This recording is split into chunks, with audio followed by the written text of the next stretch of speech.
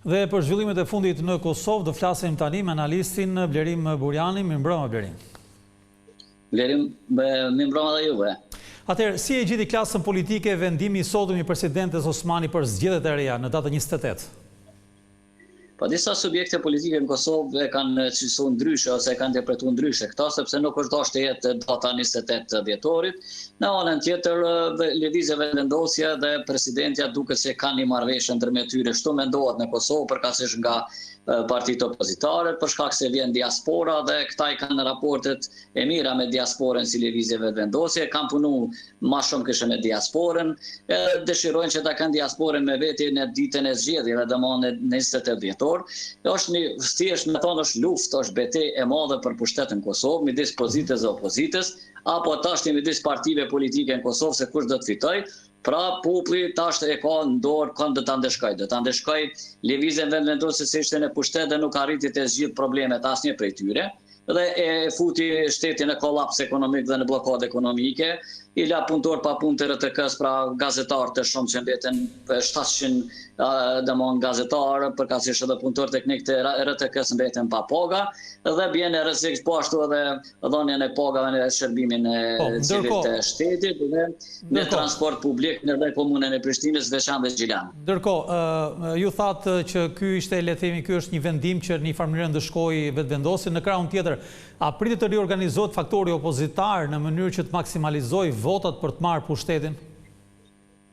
Nuk besoj që opozitarët do të mlidhen të gjithë së bashku apo partitë politike që janë konë opozitare të bëjnë një koalicion të fuqishëm kundrejt LVV-s. Ata dëshirojnë të garojnë vetëm këto, po nuk kanë vullnet sepse gjithë e shohin njëri tjetrin si kundërshtar të ashpër politik dhe gjithkush dëshiron për veti me përfitu më shumë apo me fitu vota më shumë nga elektorati.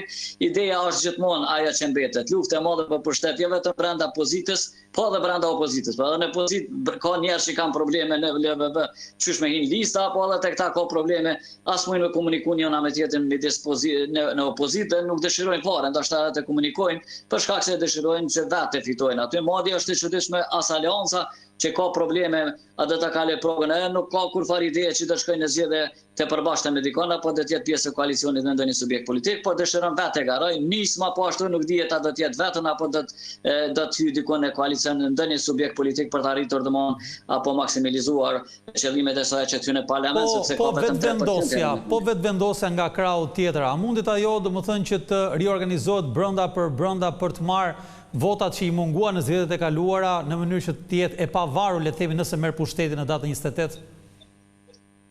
Po këto është qëllimi kryesor i lëvizjes dhe vendosja, vetë me garu, vetë me bë gjitha punë dhe tenton që folën t'ja lejk plotësisht opozitës pse ka ndodhur këtë situatë që ka ndodhur. A mundet dot ndoshta duke ndryshuar leadershipin apo jo?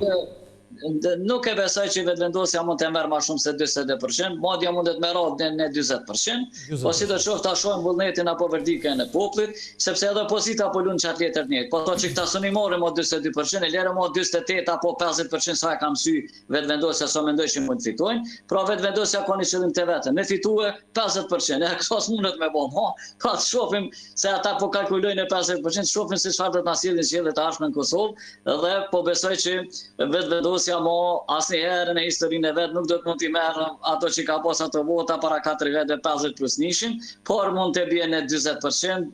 Tash të shohim kënd do ta ndeshkoj populli, po opozita apo lëvizjen vetvendosje që ishte në pushtet që nuk ka kry punën që duhet. Dhe një pyetje e fundit për ta mbyllur. Cilën nga forcat politike dëmtoi më shumë kriza e tezë zgjatur politike në Kosovë?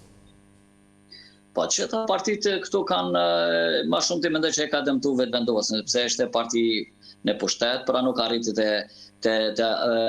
të zgjidhë problemet e mëdha në Kosovë, siç ishin ato problemet edhe me ekonomike, reforma sociale, u mor vetëm me veriun, përfundoi ashtu që përfundoi dinin e zgjedhjet e jashtëzakonshme, nuk dëshiroj të bëj kompromis dhe të hyjë në koalicion në ndonjë subjekt tjetër politik, e do ke vetëm LDK nuk deshti edhe kur gjë kërkojnë, apo nuk e bënin një kompromis me nismën Spaku, më dhon nisma që të 3 vota dhe me kalu domosdoshmë me bëni qeveri të minjeronse që shujnë ose një qeveri të vogël, por nuk deshi as me nismën të bëj kompromis, pa të pozitën e kryeparlamentarit dhe e çoj veten çushtojnë gjuhë popullore poshtë, e çoj veten në zgjedhjet e jashtëzakonshme që nuk i dihet më çfarë të do me lëvizjen vetëvendose. A mund të përsëris në rezultate të njëjtë është pikpyetje e madhe. A mund të fitoj prapë 42%, se lerë më 50%. Ata po vlerësojnë që është mirë që po shkojnë zgjedhje dhe mund të fitojnë pak më shumë. Ta shohim pra këtë farë ide dhe qëllimi i tyre. Atëherë do të presim çfarë do ndodhi. Faleminderit Birin Burjani për këtë komentar. Natyrisht. Faleminderit juve. Ecim më tej.